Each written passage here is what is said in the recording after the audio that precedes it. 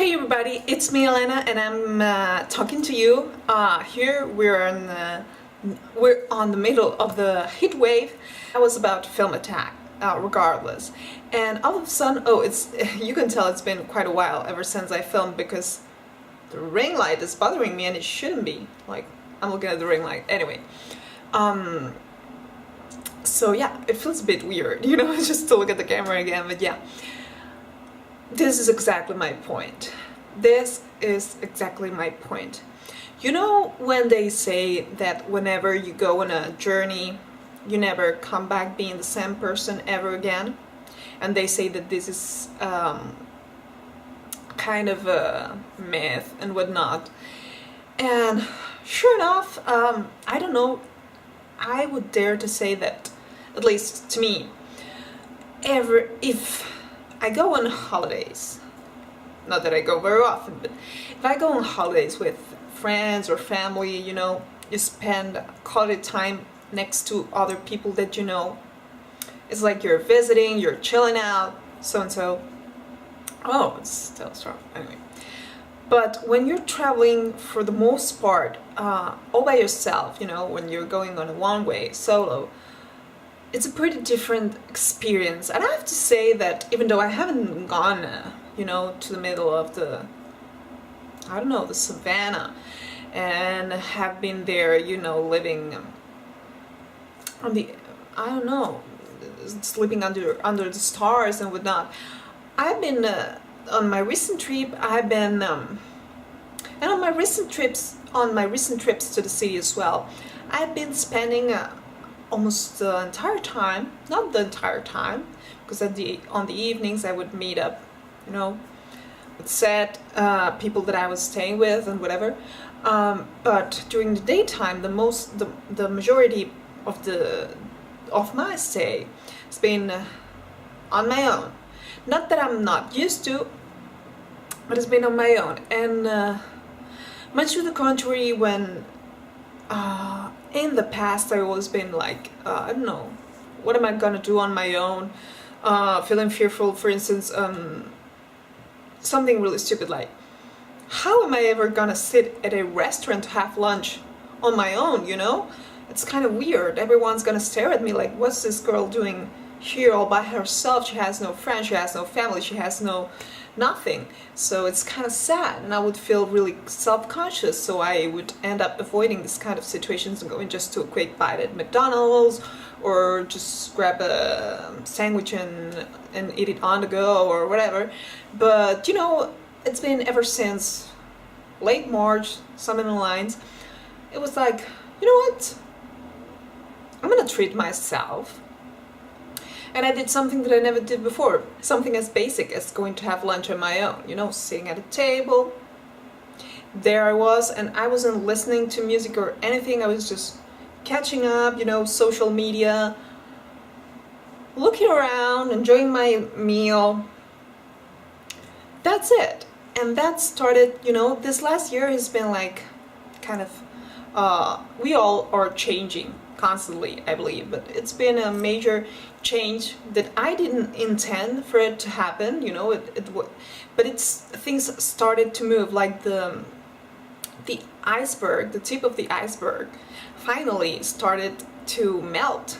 One thing led to the other, I got up, I came back from one of my trips to the city that it wasn't for pleasure, even though I made the best of the free time that I had.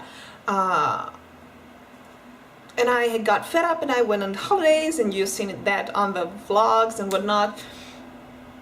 And I kid you not, I stayed away from media for a week. A couple years ago, I stayed away from my computer.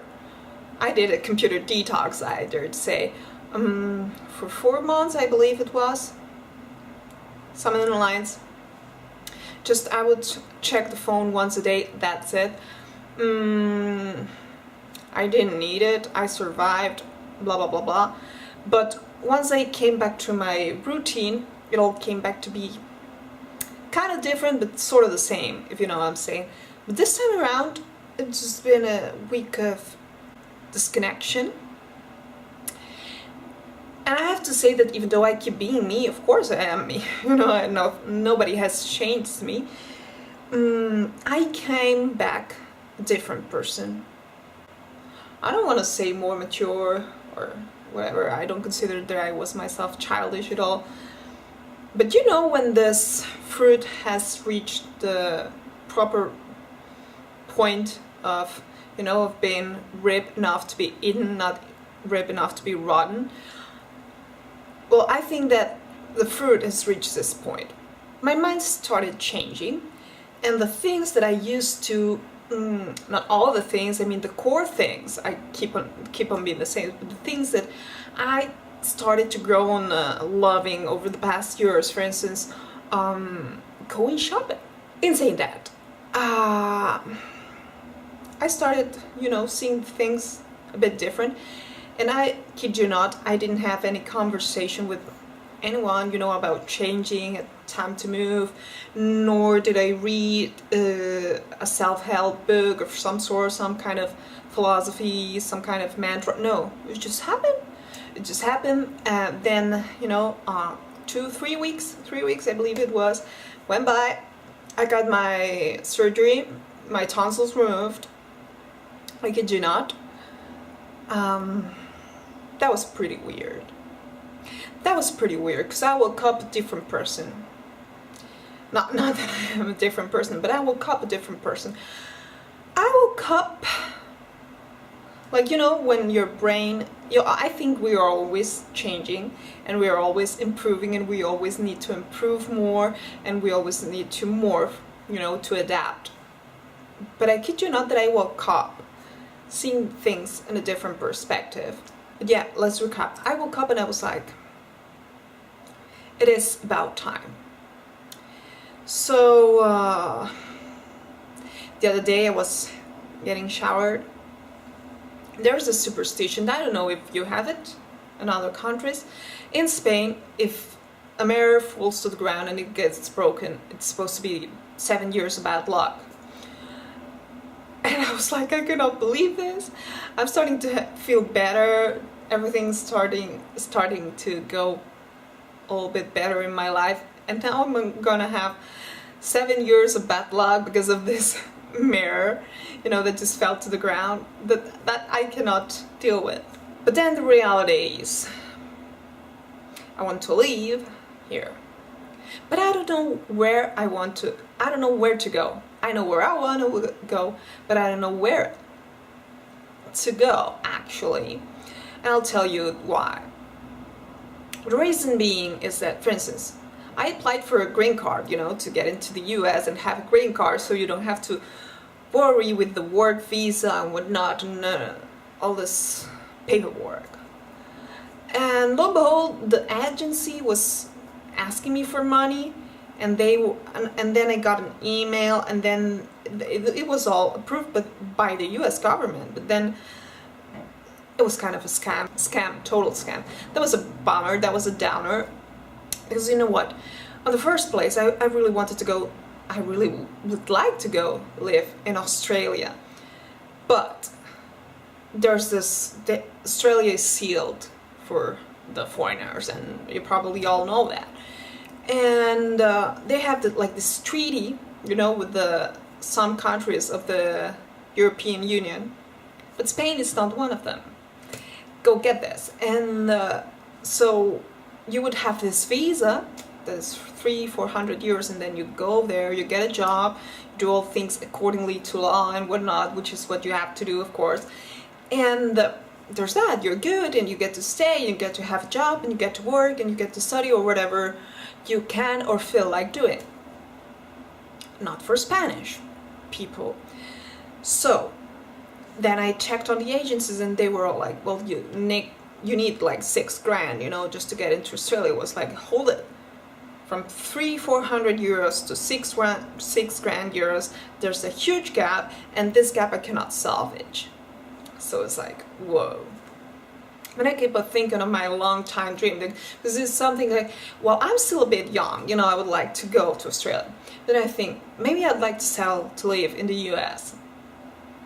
But then this thing with the visa happens, and I think, geez, how hard it is to get into the US, you know, get a job, get to live there, you know, why? But again, where am I going to go? You know, I don't know, I flee on a ship and I go to Ellis Island, like my great grandpa, and I settle in New York and say, hello America, I'm here. What am I gonna do in the US, you know? At first I had this naive idea that I would still like to do, you know, but whatever. That I think, oh, I would think like 4 years ago, something along the lines, I'm gonna be just like I just seen, and I'm gonna live, you know, in Santa Monica, and I'm gonna go to the YouTube space and whatnot, yada yada, and it's gonna be great, it's gonna be grand.